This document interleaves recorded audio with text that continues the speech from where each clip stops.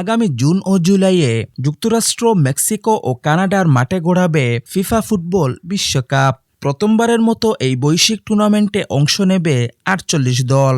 The greatest show on earth খ্যাত এই আসরে শিরোপা ধরে রাখার মিশনে মাঠে নামবে ডিফেন্ডিং চ্যাম্পিয়ন আর্জেন্টিনা। গত ১ এপ্রিল জাম্বিয়ার বিপক্ষে ৫-০ গোলের দাপুটে জয় দিয়ে মার্চের আন্তর্জাতিক বিরতি শেষ করেছে আর্জেন্টিনা। বুয়েন্স এইরেসের লা বোম্বোনেরা স্টেডিয়ামে অনুষ্ঠিত এই ম্যাচের আগে একই ভেন্যুতেই মৌরিতানিয়াকে ২-১ ব্যবধানে হারায় লা আলবিসেলেস্তেরা। তবে এই দুই ম্যাচে আলোচনায় ছিলেন আর্জেন্টাইন মহাতারকা লিওনেল মেসি।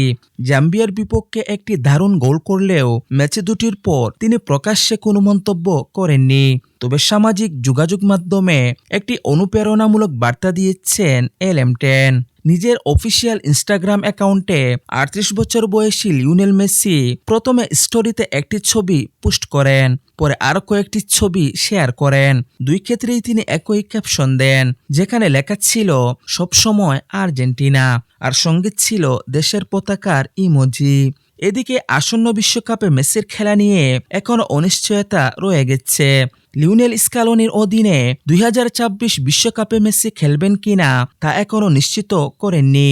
ওই আসরে আর্জেন্টিনা গ্রুপ জেতে রয়েছে, যেখানে তাদের প্রতিপক্ষ অস্ট্রিয়া, আলজেরিয়া এবং জর্ডান। ইতিমধ্যে নিজের ক্যারিয়ারে ৯০২টি গোল পূর্ণ করেছেন LM10। এর আগে ৫টি বিশ্বকাপে খেলা এই মহাতারকা রেকর্ড ষষ্ঠবারের মতো বিশ্বকাপ খেলতে চান। বিশ্বকাপে খেলতে নামলেই এই কীর্তিতে তিনি ক্রিস্টিয়ানো রোনালদোর সঙ্গে যৌথভাবে রেকর্ড ভাগাভাগি করবেন।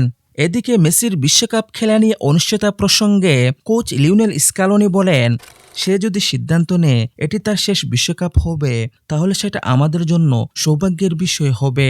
সবাই তাকে দেখতে ও উপভোগ করতে চায়, আর আমি দলের পক্ষ থেকে তাকে সর্বোচ্চ সমর্থন দেওয়ার চেষ্টা করব। সময় এলে আমরা বসে কথা বলবো। সে আমাদের মতোই একই লক্ষ্য চায়। যদি সে আসে, সে সব সময়ই প্রতিদ্বন্দ্বিতা করতে চাইবে। আমরা আশা করি সে আসার সিদ্ধান্ত নেবে, তারপর দেখা যাবে কি হয়। মেসি কি বিশ্বকাপে ফিরবেন কিনা আপনার মতামত অবশ্যই কমেন্ট বক্সে জানিয়ে দিবেন।